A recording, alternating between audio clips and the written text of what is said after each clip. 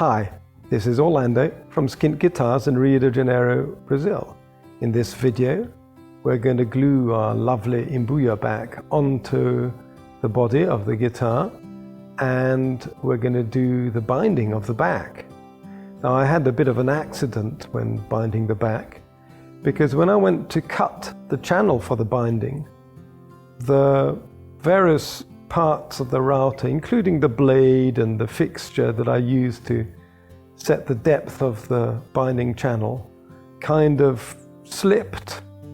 And I started off with the right channel and ended up with a channel that was too deep.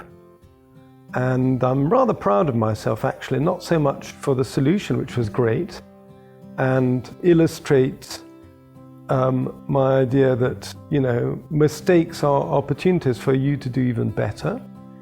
But I'm proud of myself because I didn't throw a tantrum, I didn't break anything, I didn't shout like a lunatic, and so I'm proud of that. And the solution actually looks much better than the original plan, which is very cool too. First task is to lay out a straight edge on the two sides of the imbuya backplate so that they can be joined.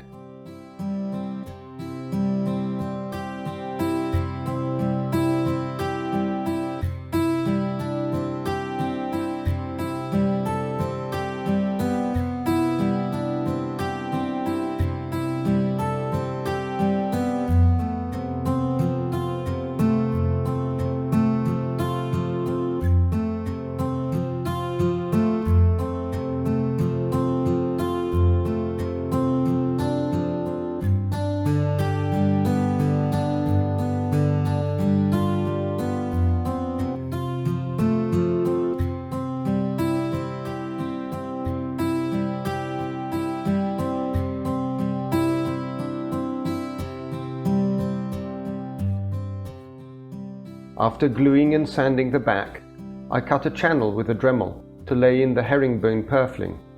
The purfling gets glued in with superglue.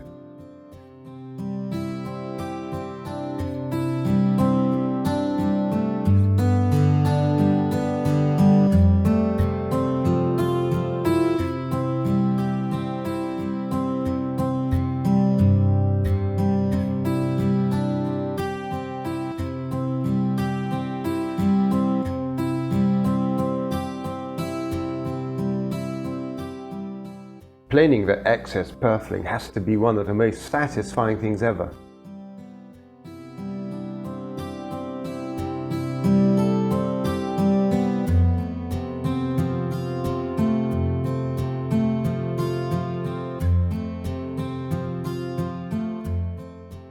I fill the pores, as that will help further down the road when I'm sanding and polishing the nitro varnish finished.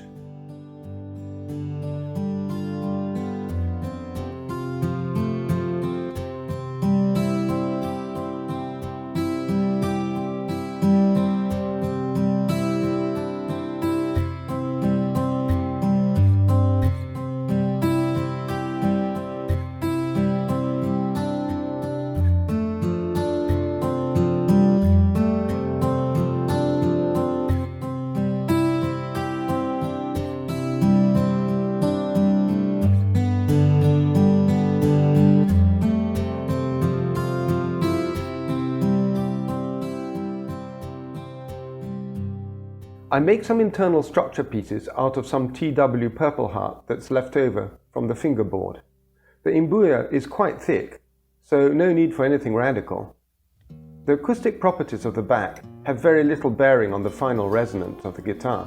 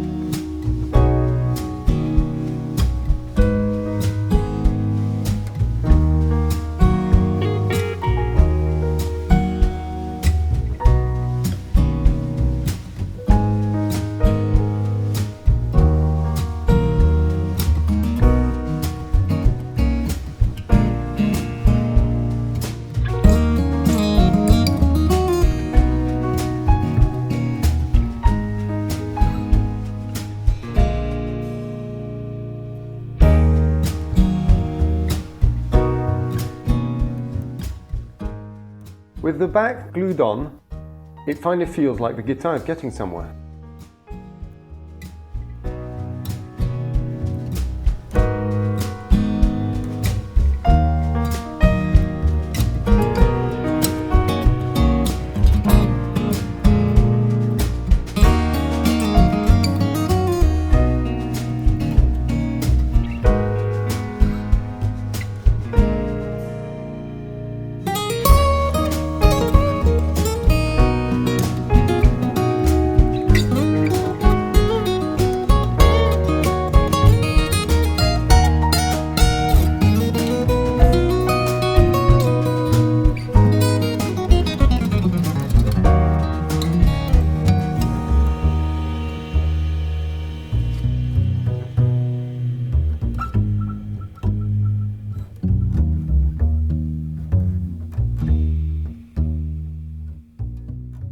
And now there's the binding debacle. My cheapo router came with an extension that places a crummy roller at the end of the blade and allows you to cut channels without a special bit. It's incredibly handy actually. Everything was perfectly adjusted, I'd done a test cut, and so I went ahead with cutting my channels, when I suddenly noticed the channels were super deep. The roller had slipped back and the blade had slipped down. I did tighten everything, but apparently not enough. Cue the solution. Put in double binding, which of course looks much nicer.